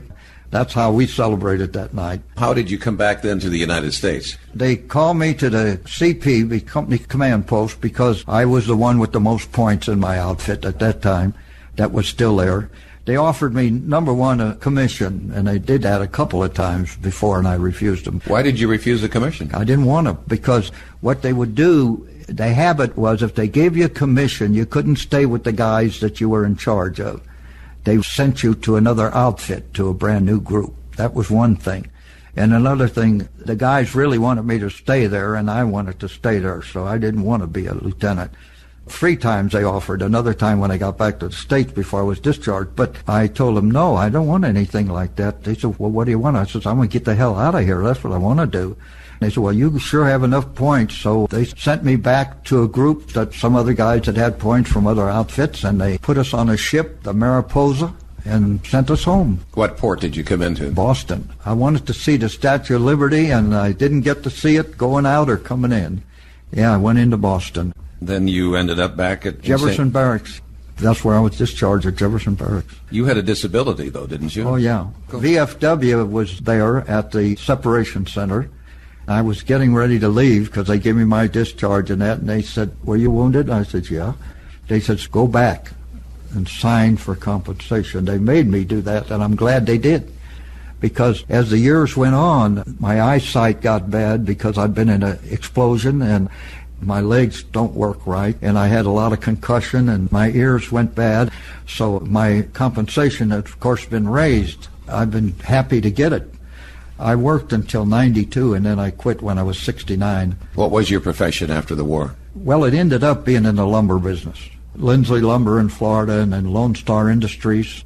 I was a merchandising man for 162 stores at one time, and visited with the different heads of different organizations about making deals for supplies and that. What was it like then to be heading home and to get back into civilian life again, and there was an adjustment? How many years and months were you in the war? I was in from 40 to 45. It was 30 months in what they call combat situations, 30 months in that. So when I got home, I wasn't very good. My mother, I don't think I treated her right. I didn't treat my brothers right. I didn't even hardly recognize them, in a way. I got to just walk in the streets of St. Louis. I'd walk from North St. Louis all the way downtown and back, and just walk all over the city, walk. I could ride a bus, but I walked. I just couldn't find what I wanted to do, and I took a couple of jobs in the printing business because I had some at Hadley. I didn't like the union because I was very independent. I had to join the printers union, and in the printers union, the first meeting I went to, they were discussing the contract, but nobody could say anything. They just telling them how it was going to be. I started to say something. They said, you don't say anything. I said, I'm leaving. So I went to the door, and the sergeant of arms, or whatever you call him, at the door says, you can't leave. And I said, the hell I can't leave. This is the United States. So I just shoved him aside and I left. I had an uncle that was the president of the Optical Workers Union. So this president of the Printers Union got a hold of my uncle and told him to make me understand how unions work. And I said, you don't have to make me understand. I said, I'm free to do what I want to do. They're not going to tell me I can't say anything. What the hell's going on? It was what you were fighting for. Yeah, and it was a surprise. And then finally, I worked in the printing business a little bit, and then I met the girl that I married, which helped a lot. Your wife's name? Gurney is her first name. Yeah. It's a Southern Illinois name, Gurney, and sometimes that's a man's name, too, so sometimes she gets mail, Mr. Gurney. She had to move with me. We moved 23 times over different parts of the United States trying to settle down. I couldn't settle down. I worked in a veterans hospital in Los Angeles and in Tucson, Arizona. Then I finally settled back in Florida and start working in the lumber business then, and I settled down some. How long have you been an Oklahoman? Bought a house in 78 here. I did work 7 years away from here, but I kept the house. So we've been residents since 1978. What a remarkable story this has been. Well, it's kind of a long one, but I don't mind telling it. When I wrote the book, it was larger than it is. There was some things in there that I had to take out mainly because of the cost, because I financed that myself, and I couldn't afford to have the book larger. I had some publisher try to get me to put some more stuff in it, and he'd take it over, but they would own me. I didn't want them to own me. I wanted to own me, my book. I wanted to own it myself. So I got it with Trafford, who is an outfit that you still own the book. They print it for you and do some things for you for a cost. You pay them. And then the other book, the school book, I just do that on my own. I got another book on the cats, my pets that I have, and then I got another book I'm doing now on God, family, duty, honor, country. And I got the Eugene Field School helping some on it, doing typing and that. Jenks High School called me, and they want to help on the book, too. I got the first part finished, God. They're typing that now, and I got the cover being designed. I'm just going to say every damn thing I feel about God, family, duty, honor, country. And I'm just going to call it my own opinion, a World War II veteran's own opinion about what's happening to God, family, duty, honor, country. In present day? Yeah, in present day, you bet. Who will that be targeted to, students or just the general public? It's going to be general public, yeah. I do mention the things I've observed visiting the schools for 15 years. You give of your time liberally to schools, and you go in and tell them the story. Tell them the story and answer their questions. Also, never end up without telling them what I think they ought to be doing. They should be patriots. They should honor their country. They should know that this is the greatest country on earth. And it is. I've been to Japan, not during the war, but after the war, Hong Kong, Singapore, Taiwan, all through Europe again, and I don't find any place like this place. We're it. We do things wrong, but we're still it. Everybody wants to come here. They don't want to leave. They want to come. The biggest part that bothers me today and bothers most World War II veterans is we can't win a war no more. We're not allowed to win a war anymore. We have to appease everybody. To me, that's wrong. We should remain strong. Our job is to protect our people. I got a granddaughter whose husband is 26 years now in the service. He's been over there, Iraq, Afghanistan 4 times. He is adamant about the fact that they can't do what they're taught to do to win a war. It's just terrible the way it is. I mean, they train them in one fashion, and they get over there and they have to be politicians instead of soldiers. They don't like it. The majority of the soldiers don't like that. When the students ask you questions, do they ask you strange questions, good questions, unusual questions? Yeah. One of the ones they ask the most is, were you scared? And the other one they'll ask is, what did you eat? Those two they really want to know. Then they come in with, how did you sleep? How many people did you kill? They get into that. What do you tell them when they ask that? Well, it depends on the age. I tell many that it has to be because it's either you or them. Actually, we did keep count at one time, and in Africa and Sicily I had killed 128 myself. And then in Europe, we were starting to count them again, and we decided we won't stop this damn counting because we were trying to see how many each one of us could kill personally, and that was bad because then you start killing people that maybe didn't have to be killed, so you up your count. So we quit that. You were at 128? 128, probably 300 altogether. That you personally killed? Yeah. It's not good to take that attitude. Paul, you were inducted into the Oklahoma Military Hall of Fame. Yes. And that was in 2008. But overall, you've received special commendation. I believe you have 2 Purple Hearts. Yes. A Silver Star. Yes. A Bronze Star. 3 Bronze Stars. 3 Bronze Stars. Yeah, with V device for valor on them. Also the Presidential Unit Citation, the Combat Infantry Badge, and the French Croix de Guerre and the Belgium Croix de Guerre.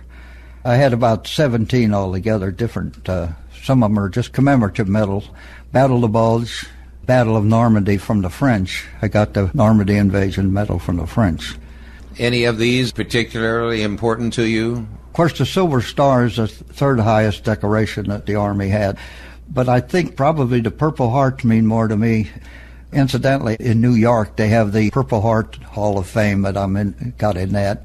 Of course, anybody that got a legitimate Purple Heart could be in that, but they have to send their thing in to New York before they put you in it. Real quick then, the Purple Hearts. The first one was for what? July 30th in St. Denis, Lagasse. That was in France. And what did you do there? That was when I got shot at by the tank and blown over the wall. And the second one was in November in the Siegfried Line when I planting Bangalore torpedoes in barbed wire, running back to the hole to set the charge off, got hit by artillery then. Thank you, Paul, for what you've done. I had a lady call me one time and she says, I wanted to thank you for fighting a clean war. And I said, ma'am, what do you mean? She said, you fought a clean war and the enemy fought dirty. I said, ma'am, if we didn't get down in the dirt with the enemy and fought the same way they did, we would have lost. We would have lost. Because if we told them everything we're going to do before we did it, we're going to treat you nice, how in the hell can you do that to a guy who's determined he's going to wipe you out and you're going to say, I'm going to treat you nice? How do you do that? I don't know how you do it. Maybe somebody knows, but I feel so bad about it. So I do things, and the last 2 things I tell some of the kids is there's nothing more important than God, family, duty, honor, country. And you should always wear a smile on your face because it's contagious. I don't smile enough, but smiles are contagious. And another reason, it's the longest word in the dictionary because there's a whole mile between the 2 S's, S-M-I-L-E-S. So that's why you should smile. It's the longest word in the dictionary. And the final word I have for you, when you go home, if you doubt whether you're doing the right thing or not, look in the mirror, and only your eyes tell the story to yourself, and your eyes are going to tell you. I had a lady call me, and she's the mother of one of the kids, and she says, he came home, he looked in the mirror, and he came out and he says, Mom, I sure been screwing up. And she said, and Mr. Andert told me to look in the mirror. He told me that I was doing wrong. My eyes told me that I should straighten up. That's cute.